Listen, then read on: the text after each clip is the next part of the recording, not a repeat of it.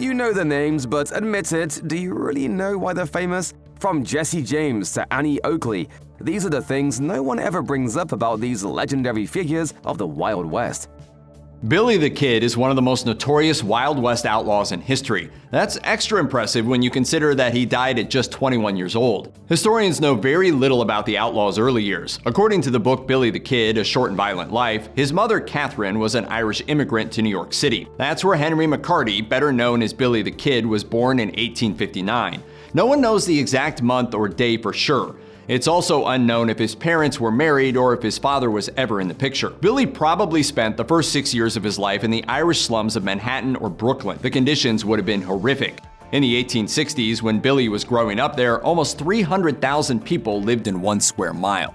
The Irish were only allowed to rent the worst of the worst tenements, and Billy easily could have lived in a 12 by 12 room with 20 other people. Disease was rampant in the slums, and the mortality rate for Irish children was 25%. The fact that Billy made it to 21 could almost be seen as a miracle considering his origins. While his later life would have been characterized by Wild West violence, his childhood would have been marked by the poverty and brutality of New York's ghettos. What makes you think this story's a sad one? By the time the Civil War ended, Billy and his mother moved to Indianapolis. She was single by this point and started a relationship with a man named William Antrim. In 1870, the whole group relocated to Wichita, Kansas. It was there that Billy's life took a positive turn. His mother, Catherine, ran her own laundry business, which must have been successful because she was able to purchase land outside of town. Her boyfriend, William, built a cabin and a storm cellar, probably with the help of Billy and his younger brother, Joe. There was every indication that Catherine had put down roots and that Billy would grow up living a happy, secure life surrounded by family. Wonderful. But that didn't happen. Unfortunately, Billy was soon dealt a devastating blow. In 1871, Catherine was diagnosed with tuberculosis. At the time, many doctors thought the drier climates could cure a person of TB, so the family packed up their belongings and moved to the New Mexico territory. Billy was only 14 when his mother died of TB. While William officially became their stepfather, he wasn't interested in raising the 2 boys. He found separate foster homes for the brothers, then abandoned them. At this point, it seems Billy was still a good, law-abiding kid. He found honest work at a hotel where he washed dishes and waited tables. Despite earning a living, he also managed to go to school. But something soon changed in Billy. HistoryNet reports that he first stole some food. Then, a few months later, he was involved in a prank with a friend who stole a bundle of clothes. However, someone turned Billy in for the crime. The sheriff didn't want to do anything more than scare the boy straight when he put Billy in a cell for a couple of days. But Billy took it very seriously. He managed to climb up the chimney and escape. Now he had no family, and in his mind at least, he was a fugitive from the law. Billy was now a teenager living alone in a very dangerous part of the country. Regardless of his age, there were a million ways to die in the West.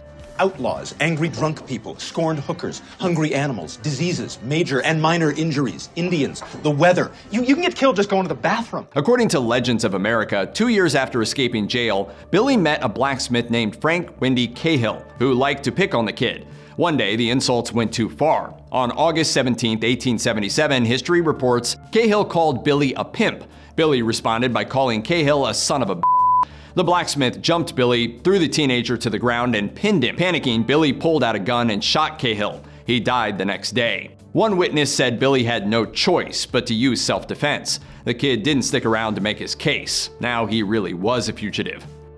Billy joined various gangs and made most of his money through cattle rustling, but one day he stole some horses and was thrown in jail. The horse's owner, an Englishman named John Tunstall, came to see Billy in his cell. After they talked, Tunstall dropped the charges and gave him a job. It was like the family Billy had been missing for so long. Tunstall may have been the closest thing to a father Billy ever had. But Tunstall was involved in an escalating feud over territory. On February 18, 1878, a posse shot and killed Tunstall in cold blood in front of Billy.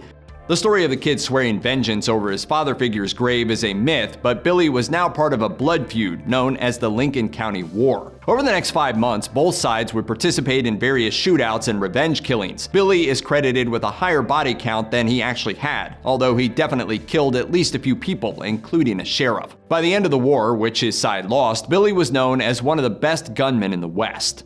According to Legends of America, in 1879, New Mexico Territory Governor Lew Wallace heard Billy would be willing to surrender and testify against other outlaws if his charges were dropped. The two eventually met to discuss the situation, and Governor Wallace offered Billy a seemingly straightforward deal. You testify against everyone involved in this damn war, and I'll pardon you. The kid agreed to testify. According to their arrangement, Billy would be arrested for show, then spend time in jail until the trial dates. Billy's evidence was enough to convict at least one major bad guy, but the district attorney refused to follow Wallace's orders that he be released afterward. So, without a pardon, Billy had no choice but to escape jail once again and continue living on the run. Billy the Kid, A Short and Violent Life, says that the pardon might have meant a chance at legitimate prosperity. Billy was hardly the worst person in the West, but according to the book, the law singled him out for special treatment. Billy should have been a free man at that point. Instead, with outstanding warrants, he returned to what he knew best, a life of crime. He formed his own gang of outlaws and started rustling cattle again. For a year, he lived around Fort Sumner. There, he became friends with a local bartender named Pat Garrett. HistoryNet even reports that it's more than possible Garrett joined Billy and his gang on some of their cattle raids. But the West was often one big gray area when it came to who was a good guy and who was a bad guy. So it wasn't that shocking when Garrett was elected Lincoln County Sheriff. Suddenly, Garrett was in charge of actively tracking down his old friend. It was a complicated pursuit, and numerous people were shot and killed, but not Billy. The sheriff set up many traps and ambushes in an attempt to apprehend Billy, but the kid seemed to have an animal instinct that warned him of danger. That instinct didn't last long. On December 23rd, just days after Governor Wallace put a $500 reward on Billy's head, Garrett and his posse captured the kid alive. Billy took it in stride, telling a reporter from his jail cell, "What's the use of looking on the gloomy side of everything? The laugh's on me this time." By this time, Billy the Kid had become a folk hero to some and an evil outlaw to others. In addition to endless newspaper articles written about him, there were plenty of people on street corners and bar stools sharing tall tales about the kid. I'll shoot you and kill your people. Boom, boom, boom, boom, boom, boom. And your sheriffs, maybe. Pew, pew, pew. Billy spent months in a Santa Fe jail before his trial began in April 1881. While he'd committed plenty of crimes by then, the charges were for killing Sheriff William Brady during the Lincoln County War. The jury deliberated for exactly 1 day before finding Billy guilty. The sentence was death by hanging, and the execution date was set for May 13th. He had no intention of sticking around for that. Billy was in irons and under constant surveillance by two guards, James Bell and Robert Ollinger, on the second floor of the courthouse. Garrett, who knew the kid's reputation for successful escape attempts, was taking no chances. But somehow Billy got his hands on a gun. Historians have no solid proof, but it's thought either one of his old gang members hid a pistol in a toilet or he took it off of Bell himself. The kid took out Bell first, then grabbed a shotgun and waited at a window for Ollinger, who headed toward the courthouse when he heard the shots. Billy called out, "Hello, Bob," and blasted him. Billy then stole a horse and raced out of town. Against all odds, he escaped custody yet again, but it would be his last time. The next time, Pat Garrett wouldn't take Billy the Kid alive.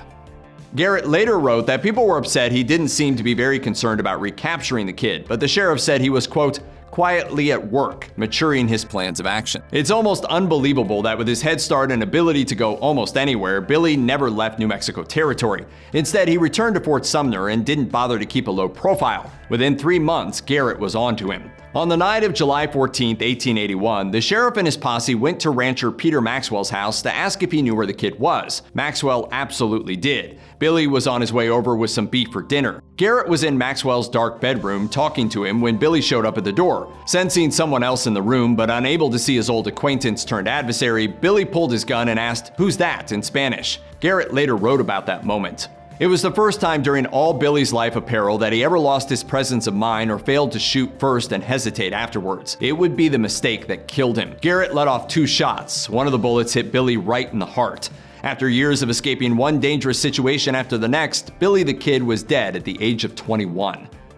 Billy the Kid barely spent 2 decades on Earth, and he was only famous for a brief period of time. But that didn't stop people from taking his name and image and turning it into whatever they wanted it to be. According to Billy the Kid, The Endless Ride, within a year of his death, dozens of novels and nonfiction accounts very light on facts were published. Even Pat Garrett wrote a biography of Billy. Each subsequent generation used Billy to represent something different. In the 1920s, with the Wild West officially in the past, books presented him as the Robin Hood of a lost pastoral world. Other decades cast him as a frontier superhero, homicidal maniac, or a martyred symbol of freedom. There have been more than a dozen movies and even a ballet devoted to him. Plus, he still makes millions for the tourism industry in New Mexico. However, some people truly refuse to let Billy die because they claim to actually be the outlaw. Vintage News says that one person, Brushy Bill, was taken somewhat seriously. Living in Texas in the 1940s, he managed to convince the locals, some of the kid's contemporaries, and a lawyer that he was in fact the outlaw. Brushy Bill petitioned the governor of New Mexico for a pardon, but the governor was not convinced. Brushy Bill stuck to the story until he died in 1950, and even requested that his tombstone include the line, "AKA Billy the Kid." More than 160 years after Billy the Kid was born, his legend is still going strong, and it shows no signs of slowing down, even if that legend is based on both fact and fiction. It doesn't matter what's true. It matters the story they tell when you're gone. Annie Oakley was much more than just America's shooting sweetheart. Her life has been dramatized in TV shows and musicals like Annie Gets Your Gun, but this is the real-life story of Annie Oakley. On August 13, 1860, Phoebe Annie Mosey was born to a poor family in a rundown cabin near Greenville, Ohio. When she was only 5 years old, her father Jacob died when he was caught in a blizzard on a trip to town. A few years later, Annie's family was close to losing their farm. Thankfully, Annie had learned to hunt and she was able to feed her family. As her shooting skills improved dramatically, she began learning the types of trick shots she'd later become famous for. Annie's hard work paid off. Her skills not only supplied her family with food, but she also earned an income by selling wild game to Greenville merchants. Within 3 years, at the age of 15, she'd made enough money to pay off the family farm. On an 1875 visit to Cincinnati to see her sister, Annie competed in a local shooting match against a professional entertainment and trick shooter, Frank E. Butler. The amused Butler actually chuckled at the sight of the little lady who came up against him and offered to take all bets with a purse of $100. Gonna be a pleasure to give you a lesson in marksmanship. Why, you couldn't give me a lesson in long-distance spitting. But Annie had the last laugh, hitting all 25 clay pigeons as they sailed into the air. Butler hit only 24. Butler was impressed, to say the least. He was also smitten, meeting his match in Annie. He made it his mission to get to know the girl better and wormed his way into her heart. He succeeded, and the couple is believed to have married in Cincinnati on August 23, 1876. The couple began traveling around the West, and Annie Butler adopted a stage name after a Cincinnati neighborhood. As Annie Oakley, she demonstrated her abilities to shoot dimes from a man's hand and cigarettes from his lips, hit the flame on a moving candle, and shoot the middle of the ace of spades over her shoulder using a mirror. She could also shoot targets while standing on the back of a galloping steed. In 1885, William Buffalo Bill Cody offered the Butlers a 3-day trial run with his Buffalo Bill's Wild West show. Cody was super impressed and immediately hired the couple. He called Oakley Lil Miss and scheduled her as one of his first acts to get the crowd used to the sound of gunfire. Chief Sitting Bull, a legend immortalized in TV and movies himself, was so impressed with her that he sent her $65 for an autographed photo. Oakley returned the money with the requested photo. Sitting Bull christened her with Tanya Cecilia, which others translated to mean Little Sure Shot. Chief Sitting Bull joined Buffalo Bill's show soon after. Her shooting talents aside, something else made Annie Oakley unique in 19th century America. Knee-length costumes and her chestnut hair flowed down her back, two no-nos for feminine dress of the day. In a thesis entitled Embodying the West, author Julie E. Williams theorized that Oakley got away with her wardrobe because she maintained the lifestyle of, quote, a feminine, domestic, and virtuous woman. Unlike others working for Buffalo Bill who enjoyed a good party, Oakley preferred the comfort of her tent between shows, reading her Bible and sewing. Annie Oakley's career also encouraged more women to participate in sports, a pastime normally dominated by men. In 1898, she brazenly penned a letter to President William McKinley as the Spanish-American War loomed on the horizon. In it, Oakley volunteered her services by offering to personally organize and train 50 female sharpshooters to serve should America officially go to war. Her request was denied, largely because at that time women were not permitted to serve in the military. By 1901, Annie Oakley was at the top of her game. The Wild West show was famous across America, traveling from town to town and giving well-attended performances. But the show came to a stop in North Carolina with a horrific train wreck on the early morning of October 29, 1901. Oakley, who was sleeping when the accident occurred, was violently thrown from her bunk and remained in a coma for 17 hours. When she awoke, her left side was paralyzed. It was only after 5 surgeries, months of recovery, and 2 years that she would walk again. In the aftermath, souvenir hunters would report finding items from the wreck for weeks. Annie Oakley's time with Buffalo Bill's Wild West show was done. Needing a less strenuous career, she began giving shooting lessons for exclusive gun clubs. Frank Butler, meanwhile, took a job with the Union Metallic Cartridge Company. The position required giving demonstrations, allowing the couple to continue giving shooting exhibitions to illustrate how great the products were. When World War I broke out, Oakley again tried her luck at offering to give shooting lessons to the troops. She was again denied. The book Women of the American Circus reveals that Oakley took matters into her own hands and traveled across America, giving shooting lessons and demonstrations for the National War Council of the Young Men's Christian Association and the War Camp Community Service.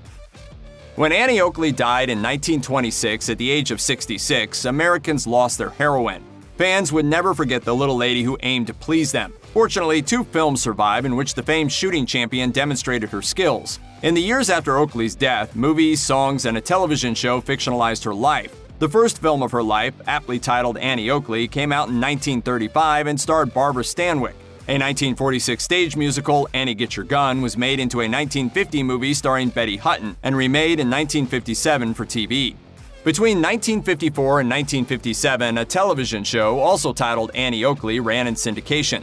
But the show was pure fiction, with Oakley and her brother keeping order in the town of Diablo. One thing is for sure, Oakley was a woman who was not afraid to show off her hard-earned skills. We have ways of taking care of men like him. She blossomed as a modest symbol of the American female spirit in a time when most women were relegated to careers as housewives and domestic workers. Most importantly, Annie Oakley's endurance and strength in the face of tragedy remains something to be admired, even today. Davy Crockett is finally remembered as the king of the wild frontier, a principled politician, and the last defender of the Alamo. But the truth about this frontiersman is a lot more complicated than that. Davy Crockett was born on August 17, 1786, near the town of Limestone. A state park commemorates the spot, which is now part of Tennessee. The volunteer state claims Crockett as a native son and hero, and indeed, he served in the Tennessee General Assembly before representing one of its congressional districts. And the theme song to the Disney series even began with the phrase, "Born on a mountaintop in Tennessee." There's 2 things we need to address. The Crockett home, while relatively remote, wasn't actually on a mountaintop. And at the time he was born, it wasn't part of Tennessee. The Scots-Irish settlers who populated the region aimed to organize it into a new state named Franklin. In 1784, when Franklin narrowly lost the vote necessary to receive statehood from Congress, its constituents broke away from North Carolina and became an independent republic. This story is pretty complicated. Just to sort of wrap it up, North Carolina then reabsorbed the republic in 1789, ceded that land plus some west of there back to the US government, and that's how we ended up with the state of Tennessee. Back to our main story. No, not born on a mountaintop, not in Tennessee. That being said, born in a remote section of the state of Franklin during its separation from North Carolina and prior to becoming the state of Tennessee doesn't exactly roll off the tongue, so it's really okay they lied a song there. The first episode of Disney's Davy Crockett series was entitled Davy Crockett, Indian Fighter. It was loosely based around the Creek War, a clash between the Red Stick faction of the Creek Indians in the United States between 1813 and 1814. Disney presented Crockett as an active combatant who personally fought and bested the Red Stick leader before convincing him to make peace. And then there's the 1960 film The Alamo, starring John Wayne as Crockett, who says that fighting against Native Americans was the only soldiering he ever did before coming to Texas. The real David Crockett was a proud veteran of the Creek War who used his service to his advantage when on the political campaign trail later in life. But Crockett wasn't actually an Indian fighter in the Creek War or any other conflict between white settlers and Native Americans. He was a first-rate hunter and scout, and his service as a volunteer was largely spent in those roles, hunting and scouting. By his own admission, he didn't believe that he was suited to warfare, and contemporary and historical assessments of his character paint a picture of a man too friendly to be a fierce combatant. So he didn't exactly fib about his service. Davy Crockett don't lie. Texas Monthly once described David Crockett as perhaps the first American to make a living portraying his own fanciful image. Imagine a world where people are famous for being famous. I think it has served me well. Though essentially an honest man, he loved to entertain with boasts about his hunting expeditions. Once he became involved in politics, he turned his natural charm to his advantage. You could certainly make the case that he was an early example of a famous person becoming a politician. Outgunned financially by his opponents, he told stories, cracked jokes, and on one occasion, took the wind out of another candidate's sails by memorizing his stump speech and delivering it before he could. Crockett's celebrity really exploded nationwide by the time he reached the Capitol. His image as a buckskin-clad, semi-literate outdoorsman was lauded and lambasted in equal measure. The tippy top of his fame happened when he was fictionalized as Nimrod Wildfire in The Lion of the West, a successful play that celebrated the frontiersman portrayal in heavily caricatured fashion. Crockett attended the play's Washington benefit performance in 1831 or so, and he continued to trade on his frontier image. But he was ambivalent and at times resentful about how much this caricature drove his reputation. He wanted to be accepted as a gentleman, and he took care to dress and speak well when keeping company in Washington. Imagine the disappointment when visitors met Crockett there clad in a suit, no buckskin clothing, and wait till you hear about his hat. The Lion of the West did much to amplify popular legends about Crockett.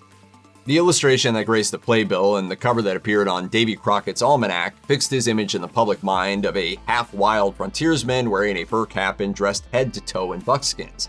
The initial illustrations featured a hat made of a wildcat pelt, but over time the coonskin became fixed as the one and only Crockett cap. Hunting raccoons was part of Crockett's public persona. Speaking of, if you know the song, you're probably wondering about the other thing he hunted. We can't speak to any incident at the age of 3, but yes, Davy Crockett killed bears. Lots of bears. Lots and lots of bears. Let's just leave it at that. Well, that's just great. Bears. Now you're putting the whole station in jeopardy. His political opponents castigated him as an unserious coon killer, while he himself told tales of getting raccoons out of trees just by grinning. But there's no record of him ever having worn a fur hat of any kind before Nimrod Wildfire came along. When he arranged for a portrait of himself in frontier garb, he posed not with a coonskin cap, but with a popular felt hat with a wide brim. Accounts of Crockett setting out for Texas or lying dead in the Alamo feature him wearing the coonskin, or at least a distinctive hat, but these stories emerged well after his death. Assuming that these accounts weren't colored by Crockett's popular image, they indicate that he only started wearing his trademark headgear at the very end of his life. Do you think I'm going to dress like any self-respecting congressman? No. I got to go in there like the king of the wild frontier, thanks to you. In the second episode of the Disney series Davy Crockett Goes to Congress, Crockett loses his congressional seat and any hopes for higher office when he opposes Andrew Jackson's Indian removal bill. This opposition is historically accurate, and it was also principled. Crockett was against the lack of congressional oversight to the funds that were granted to Jackson. In fact, he once introduced a bill to eliminate West Point because he thought it was basically a money laundering system for rich folks' kids. But with the Indian removal bill, he sympathized with the native tribes who would be displaced, fearing it would lead to a miserable fate to the tribes. Spoiler, he was right. But this vote didn't really represent either the high or low point of Crockett's time in politics. While he did lose his seat in the 1830 referendum, he was also re-elected 2 years later. A bill like this would never live long enough to even get on our desk, let alone come to a vote. Re-election didn't bring any changes to Crockett's notoriously empty list of legislative accomplishments, but it did temporarily endear him to the leaders of the Whig Party, who courted Crockett as a potential presidential candidate for the 1836 election. How seriously Crockett took a possible White House run isn't clear, but he was ultimately too independent-minded for the Whigs or any political party.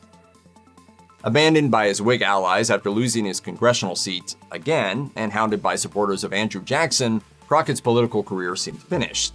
As for his personal life, he was estranged from his wife and her family. Texas, which was at the time still a territory of Mexico open to American settlers, offered a fresh start. Old friends like Sam Houston had relocated there, and opportunities for hunting and leisure abounded. By the time that Crockett set out for Texas, tensions between the Texians and the Central Authority in Mexico were inflamed and well known to Americans. But contrary to the 1960 Alamo film and other fictionalized accounts, Crockett didn't go there with a mind for battle. When he arrived in January 1836, it appeared to many Texians that the fighting was over, or at least a far-off prospect. Crockett wrote back home that he was sure that he'd be elected to help with the state constitution. It was only after he arrived and caught the whiff of adventure in the air that he began claiming he meant to fight. And I feel sure that where Crockett leads, his men will follow. Popular accounts about the siege of the Alamo are full of myths, half-truths, and outright lies. But one thing they generally get right is that command of the garrison was shared by William Barrett Travis and Jim Bowie, or at least until the latter fell sick. But in many popular accounts, David Crockett is presented as a de facto third commander, present for all major decisions and deep in Travis's and Bowie's confidence. But Crockett was no officer, only a private, and he may not even have been the leader of the so-called Tennessee Mounted Volunteers. He originally came to Texas with 3 companions. According to the 3 roads to the Alamo, when he enlisted with the militia and made off for San Antonio, he became the informal leader of a slightly larger group. but William B. Harrison was the party's commander.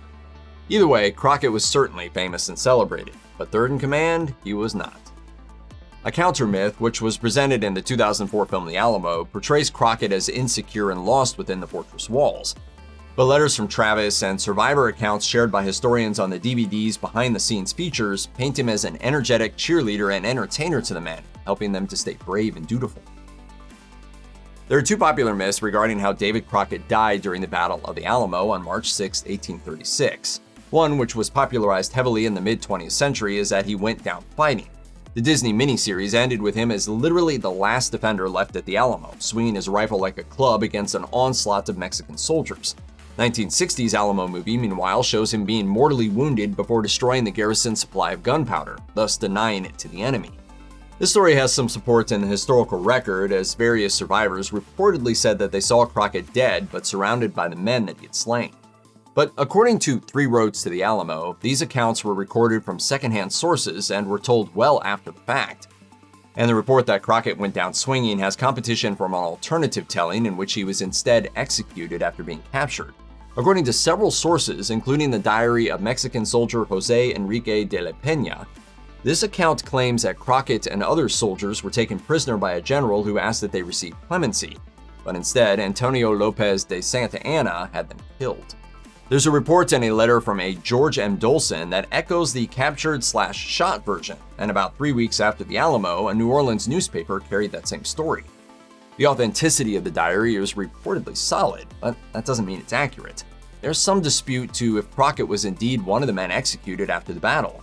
Ultimately, the only certainty about Crockett's death is that he died at the Alamo. Everybody's heard of the legendary outlaw Jesse James thanks to the many movies and TV shows dramatizing his life. But how much of the legend is true and how much is nonsense? This is the life and tragic death of Jesse James. The man who would become a fearsome outlaw started out like everyone else, first and foremost as a baby. He was born Jesse Woodson James to the Reverend Robert James, a Baptist minister and successful farmer, and Zerelda Cole James in Kearney, Missouri on September 5, 1847.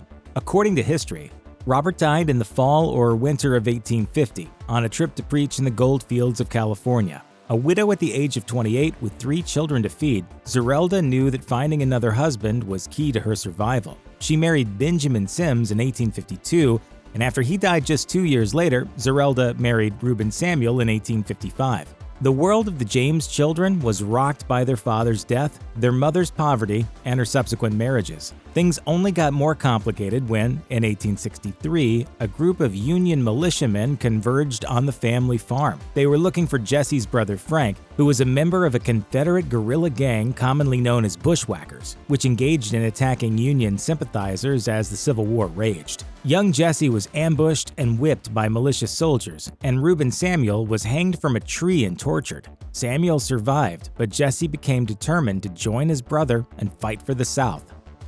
Soon after the attack on the family farm, Jesse James joined the war. The National Park Service's documentation of the Civil War confirms Jesse signed up for the Confederate 4th Regiment of the Missouri Infantry. Within a year, he had joined his brother Frank, whose guerrilla gang was headed by William Bloody Bill Anderson. In September of 1864, the notorious group robbed a Union congressman, James S. Collins, before raiding a Union passenger train. On board were 22 furloughed soldiers who had surrendered, according to history. Anderson's gang ordered the men from the train and mercilessly murdered each of them. The Union's 39th Missouri Volunteer Infantry set out in pursuit of Anderson's gang, but was ambushed at Centralia, Missouri by the guerrillas. Anderson's men killed over 100 soldiers. The bodies of the dead were mutilated, while survivors were brutally tortured. The battle, in which both Frank and Jesse participated, was later called the Centralia Massacre. Jesse was only 16 years old. In May of 1865, Jesse was outside of Lexington, Missouri when he was shot in the chest. His cousin, Zerelda Mim, nursed him back to health, but the atrocities Jesse and Frank committed during the war were considered so terrible that the family had to leave Clay County. James's experiences during the Civil War would result in some post-traumatic stress disorder of the worst kind. Unable to return to a normal life, the young man turned to a life of crime instead. According to history, James' first widely publicized bank robbery occurred in 1869 and went terribly wrong. The robbery took place in Gallatin, Missouri, where James thought he recognized the cashier as Samuel Cox, the man who had managed to kill James' army buddy, Bloody Bill Anderson, in 1864. So James shot him to death. But the cashier was not Cox, rendering his killing even more senseless and brutal. Worse yet, the bounty James snatched up on his way out the door turned out to be a portfolio of bank stationery, not money. As news of James' activities went public, pro-Confederate newspaper editor John Newman Edwards decided to spice up his own paper with the sensational stories about the murderer and would-be bank robber. Edwards published stories portraying Jesse James as a hero who had used his ill-gotten gains to help the poor, while James himself penned letters to the editor defending himself. Readers got their dime novel fodder, while Edwards used the stories to inspire his fellow Confederates to regain political power. America bought the story, although no evidence has ever been uncovered to substantiate Edwards' claims that James was a 19th century Robin Hood. Jesse James would commit more robberies over time. According to PBS, by June of 1871, he had hooked up with the notorious Younger Brothers gang and robbed another bank in Corydon, Iowa. James discovered that most of the locals were attending a speech by orator Henry Clay Dean at the Methodist Church. After swiping $6,000 from the bank, the gang busted into the church and angrily taunted the crowd with the money. James also started robbing trains and leaving his own press releases at the crime scenes. Many of James' robberies turned violent. At another bank holdup in Kentucky during 1872, the unarmed cashier was shot but refused to open the vault even as he was dying. A more successful robbery, a train at Gads Hill, Missouri, took place in 1874. In between rampages, 3 months after the Gads Hill robbery, Jesse married Zerelda Z. Mims, the cousin who took care of him after he was shot in 1865. After the train robbery, Pinkerton's National Detective Agency was brought in. According to history, the agents snuck up to Zerelda and Reuben Samuel's farm in the dead of night on January 25, 1875, and tossed a bomb into the house. In the resulting explosion, James's 8-year-old half-brother was killed, and his mother lost her arm. Worse yet, the James boys were nowhere near the farm.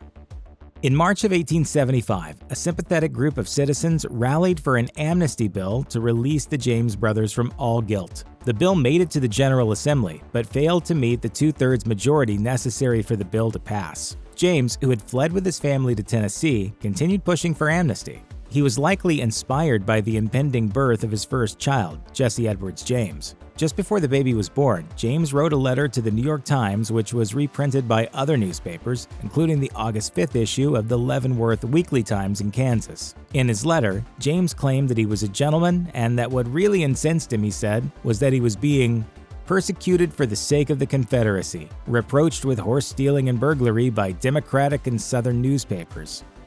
But the Times came to their own conclusion and disagreed. James had no choice but to remain an outlaw and set about acting like it.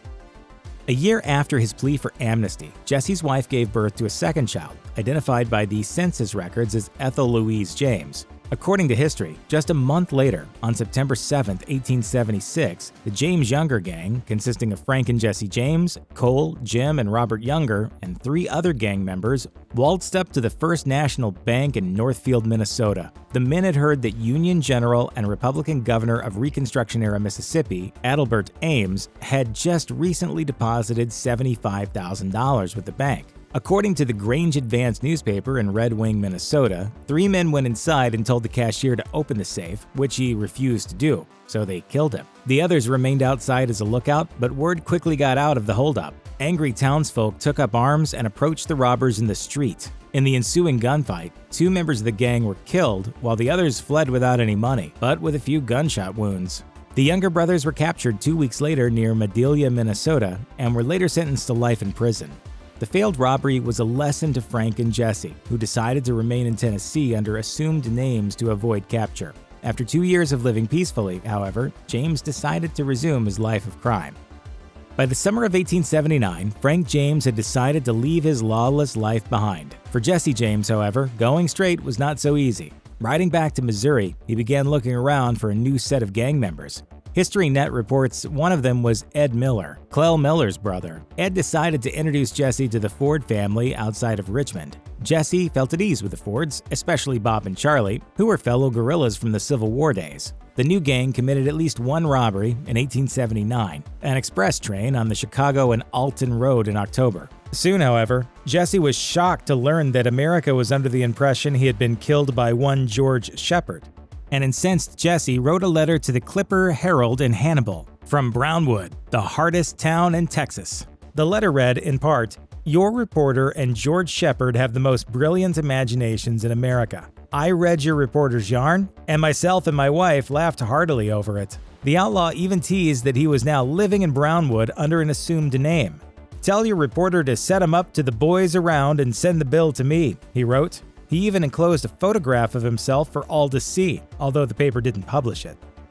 HistoryNet says James also remained appreciative of Ed Miller for introducing him to the Fords, at least until the summer of 1880, when Miller announced he wanted to leave the gang. Jesse immediately suspected Miller of betraying him and shot him to death. James next appeared at the Ford house with Miller's horse, which he left there with the explanation that old Ed was on the mend in Hot Springs, Arkansas from some ailment. A member of the Ford family, Jim Cummins, grew suspicious. After looking for Miller for a while, Cummins visited James in Nashville during the winter of 1880-81. As with Miller, James became suspicious of Cummins when he asked too many questions. Cummins took off in the night, fearful that he might too become one of James's victims.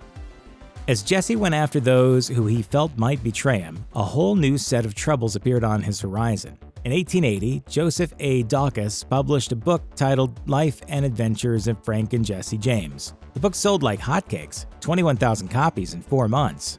The book might have spurred both Jesse and Frank to resume their lives of crime with a vengeance. There were more robberies, more killings. But when Jesse again took up his hunt for Jim Cummins and roughed up a 15-year-old member of the Ford family, the Fords had had enough, according to HistoryNet. In the fall of 1881, a meeting was arranged between Bob Ford and Governor Thomas Crittenden, during which Ford agreed to capture Jesse James. Ford would later claim he had agreed to get Jesse, dead or alive.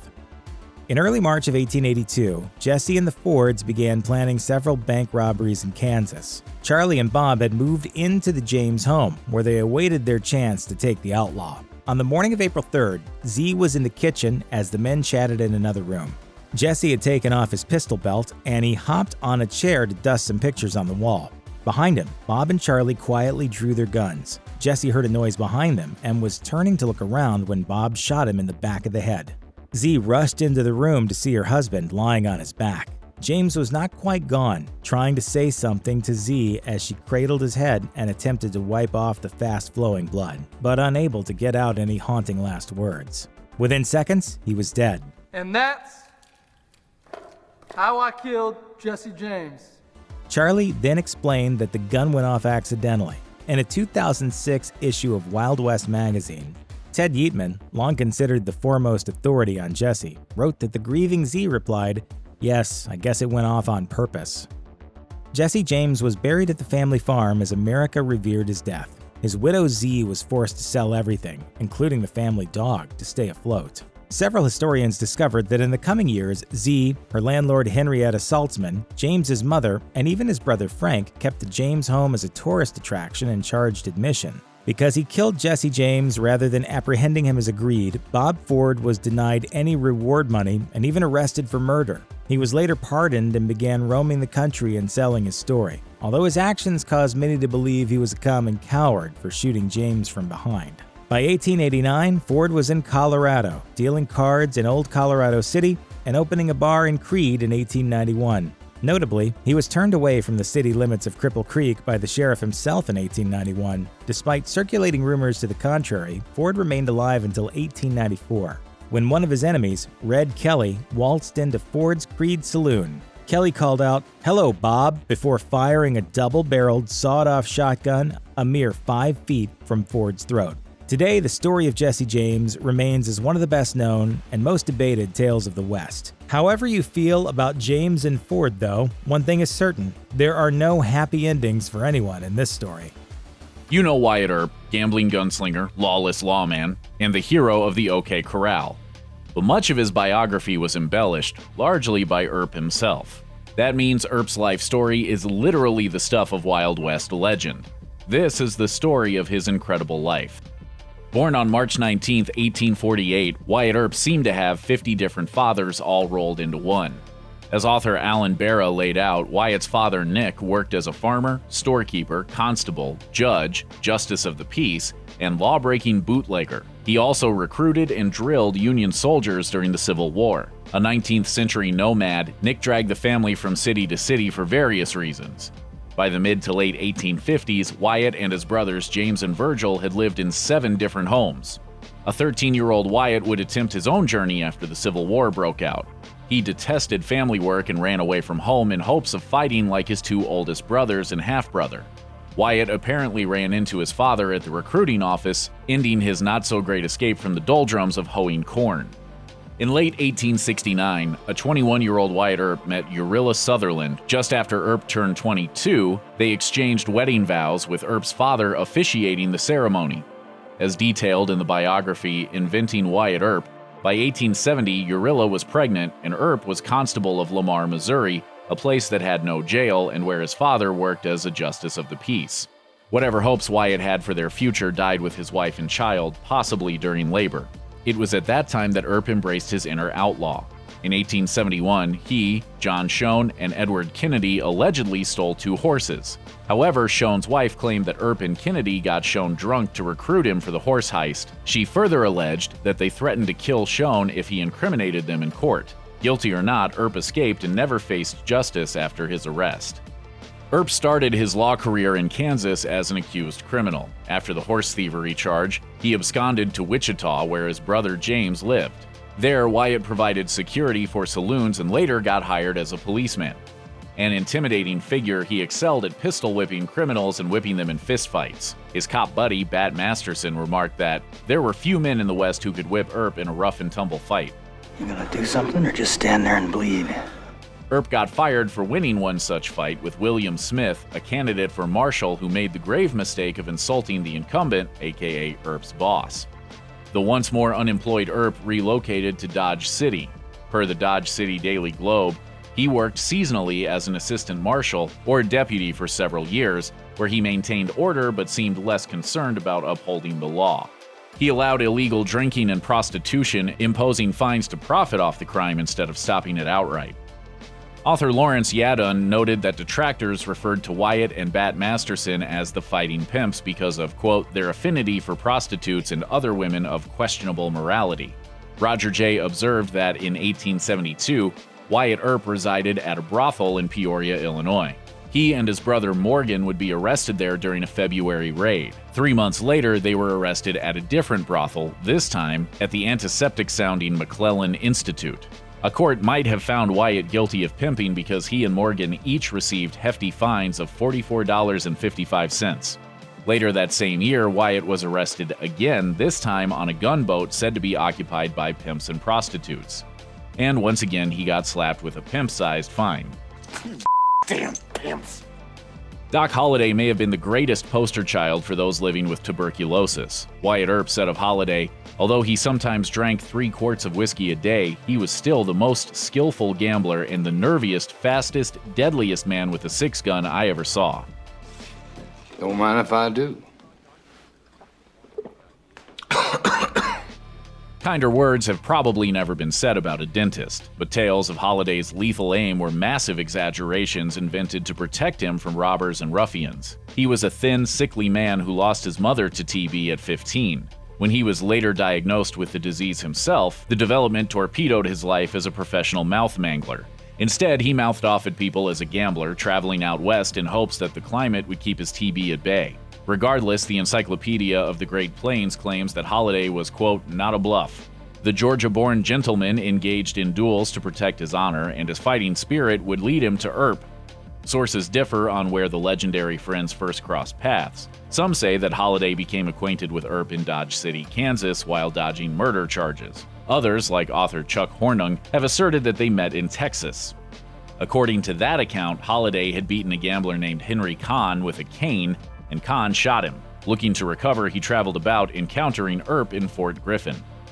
In 1879, Wyatt Earp and his brothers Virgil and James arrived in the boomtown of Tombstone, Arizona, later followed by their older brother Morgan and Doc Holliday.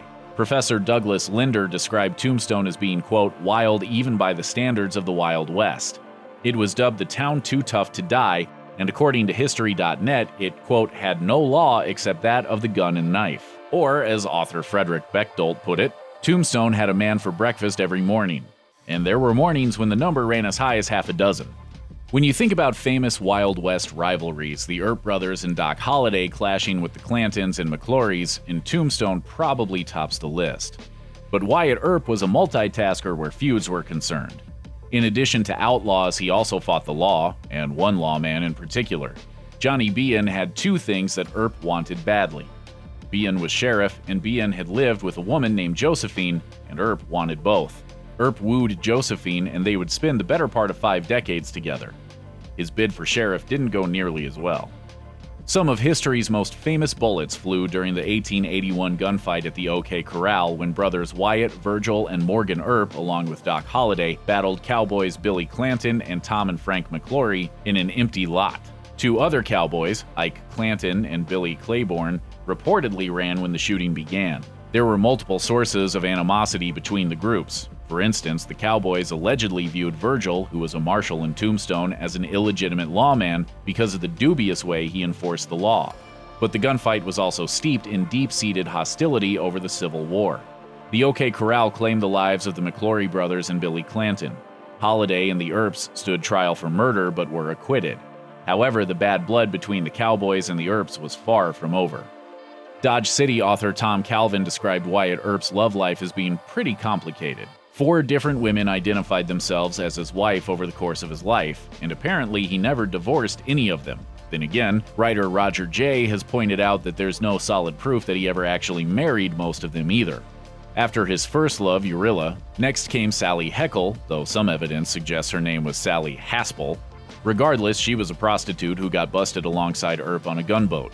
She further complicated things when she identified herself to authorities as Sarah Earp. Wyatt could have actually been her pimp or protector, but whatever the case, they were close enough that Sally likely followed him to Dodge City. Unfortunately for her, Earp fell in love with Mattie Blaylock.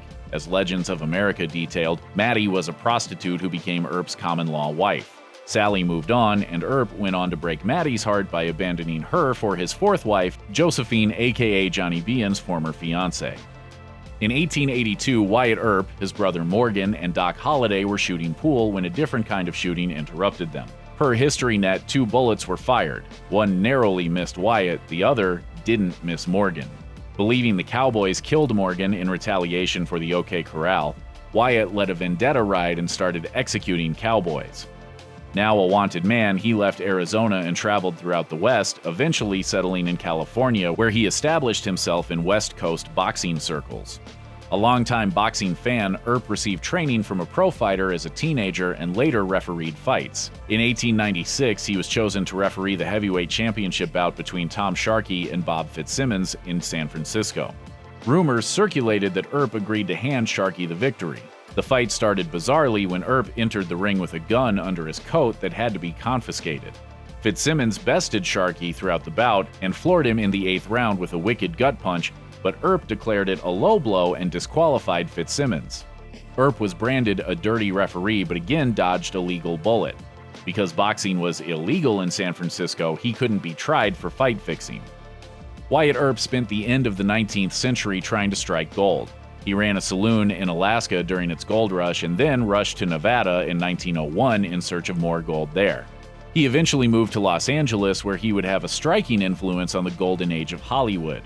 Earp became an unpaid technical advisor for Hollywood Westerns and befriended 2 of the silent era's biggest stars, William Hart and Tom Mix.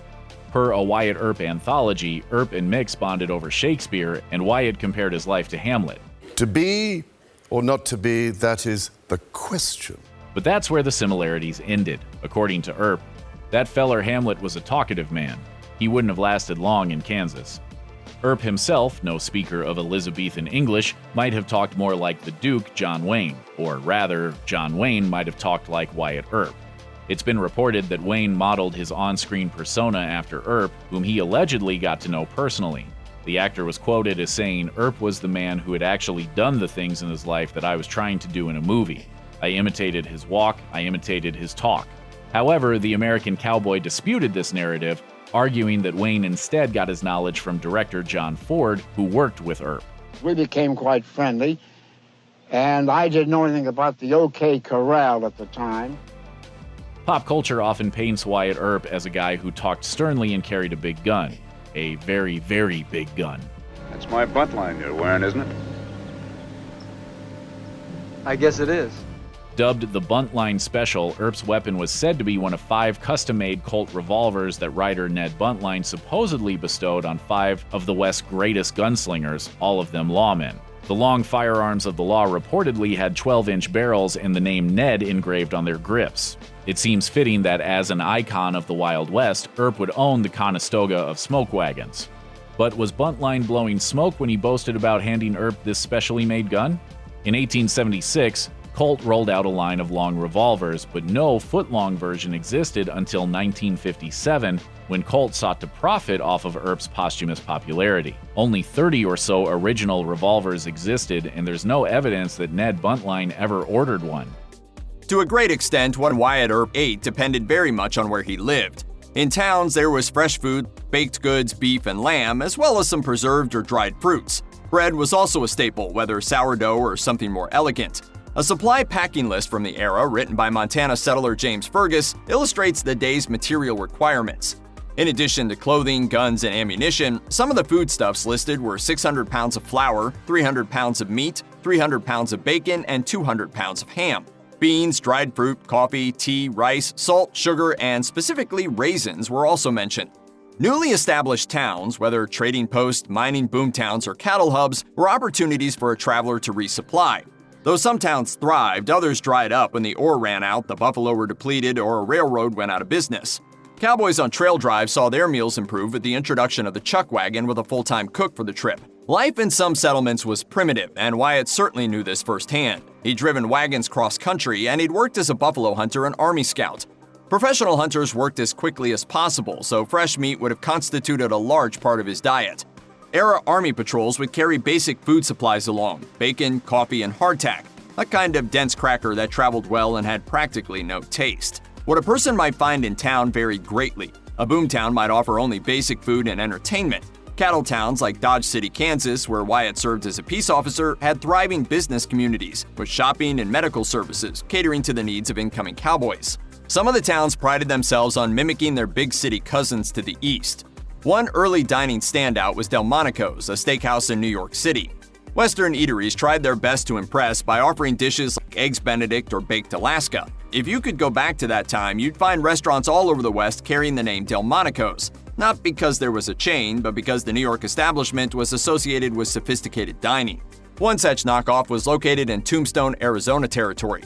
Wyatt Earp and his common-law wife Mattie Blaylock lived in Tombstone hotels for at least part of their time in town. It's likely that Wyatt, a successful gambler, probably ate out for most of his meals. Tombstone prided itself on offering remarkably diverse fare. Cowboy Ike Clanton even dabbled in the restaurant business for a time, opening an eatery of his own in 1878 in nearby Tombstone Mills. Most of Tombstone's cafes and restaurants had sophisticated cuisine, often dismissing regional ethnic fare as peasant food, though it was usually still available. Tombstone's Grand Hotel, for instance, offered such delights as salmon, gumbo, and various fruit pies for dessert. Wyatt could have enjoyed a fresh steak most any time, but Tombstone also offered up such delicacies as oysters shipped in from the coast. There was also Chinese, French, and Italian restaurants, and home cooking spots for simpler meals. There was also an abundance of saloons, of course, though Wyatt didn't drink. We do know for certain that he enjoyed one treat regularly: ice cream. Earp made frequent stops at Tombstone's ice cream parlor, the Ice Cream Saloon. In fact, the Earps and Doc Holliday would have passed it on their way to their legendary gunfight near the OK Corral.